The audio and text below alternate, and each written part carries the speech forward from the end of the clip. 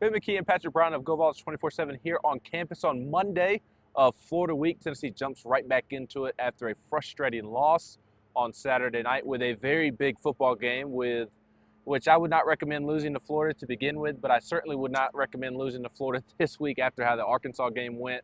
And we'll have plenty of time to dive into Florida this week at GoVols247.com, but still a lot of fallout from the loss to Arkansas. And Josh Heupel just got done speaking with the media. We have a couple of different things to discuss. We'll start, I guess, with the timeout that was not called there at the end of the game after the big Dante Thornton catch to set them up with a position to pull off what felt like a miracle at the time. Josh Heupel admitting today that he should have called a timeout after that big play. Yeah, I mean, I think that play ended with about 35 seconds on the clock. And I think by the time they got it snapped, there were about 22. So I mean, you probably cost yourself maybe 2 plays, probably, and you would have had a timeout left. And Heupel said he thought it looked like they were going to be ready on the ball to snap it immediately. Then they obviously didn't. So, and that changes, as he pointed out, how many throws you get to the end zone there. And even if you needed to throw to the end zone there, you call timeout there, maybe you get a chance to throw a 5-10 yard pass to get you a little bit closer, and you're not having to throw from the 25 there at the end. So, yeah, that was a mistake, and he owned up to it.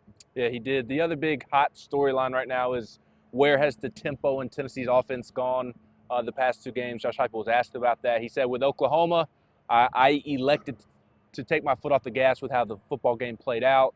This past weekend, he alluded to just something was always going wrong offensively. It was one thing or another, but you also can't play with tempo when you're shooting yourself in the foot as often as Tennessee was doing, whether that be penalties or poor negative plays, putting you behind the sticks. Yeah, a great example of that, Ben, was the first play of the game by the offense. They have a nice rollout concept. Nico makes a great throw to, I think it was Dante Thornton, 15-yard gain. That would be an instance where you crank the tempo. Instead, Andre Karich went too far downfield on the complete other side of the field, not necessary to do on his part.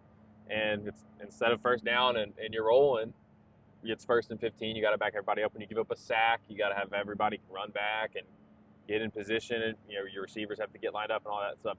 There's things operationally that they can do to go faster, but eliminating those mistakes, those negative plays, are the biggest thing, because this, we talked about it before. This offense is so rhythm-based that when they're not in a rhythm, the tempo is either slows down or is just less effective, and I think there was a lot of that on Saturday night.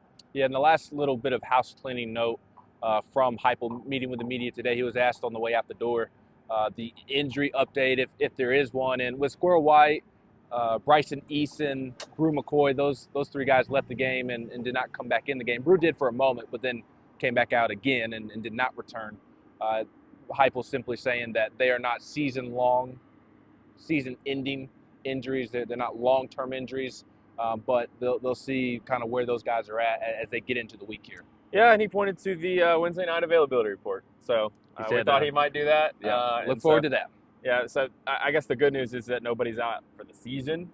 But as for everybody's status for Florida, we'll see later this week. We'll see on Wednesday with who they list what, and they'll go from there.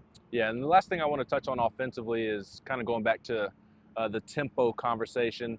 In addition to that, it's pretty clear that whether you talk to Josh Heupel, whether you talk to an offensive lineman, we talked to Dane Davis today, talked to a tight end and Miles Kitzelman, every aspect of the offense just was not living up to their responsibilities. And certainly there were some areas that received more blame than others and stood out more than others, but just a really rough night for everybody involved offensively on Saturday in Arkansas. Yeah, I think you got to start with the offensive tackles. I think everybody was excited for those guys to get back. Neither Lance Hurd nor John Campbell played very well, and Heupel said today that they still love and believe in those guys and that they played better than they did in that game. And obviously the expectation is for them to bounce back. They need to bounce back.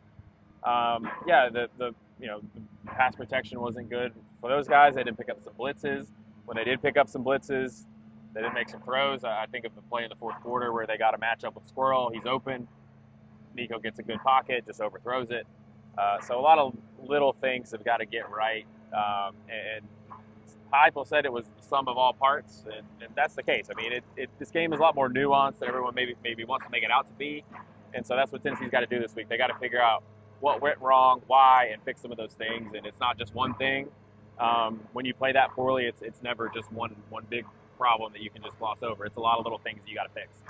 The last thing I want to touch on before we get out of here, speaking of the offense, is Nico Iamaleava. He did not speak today, but Miles Kitselman did speak, as I mentioned, and he was asked about Nico and kind of bouncing back, and he said that Nico's taken the loss on Saturday night really hard, but he's trying to put a lot of blame on himself. But in addition to that, he is bouncing back the right way of being in the film room, trying to take a lot of responsibility, trying to take that next step as a leader. And obviously, it goes without saying, Tennessee's going to need a better version of Nico on Saturday night against Florida. Yeah, I don't think that was his best game. Probably actually his worst game as a starter for Tennessee. And now, really for him and really for the whole team, it's about how you bounce back from it. That's what this week is about for Tennessee. They've got to respond.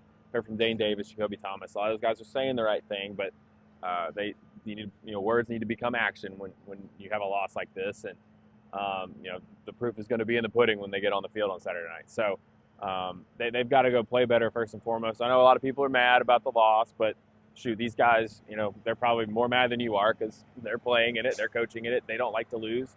They're competitors. So it's good to hear that about Nico. And again, it's just all about how Tennessee responds from this point. And we want to see when they go out there because they got to put those words and whatever they say this week, whatever players say, they got to go put it in action on Saturday night against Florida. Yeah, a lot of storylines swirling. And a lot of noise. And a lot of noise for us as well. I feel like we did a good job of battling. Did we handle adversity? Probably better than the team did the other night. I'd like to think that I did, but we'll see. There's a lot of storylines swirling around Tennessee football right now. We'll have it all covered for you at GoVols247.com throughout the week. He's Patrick Brown. I'm Ben McKee.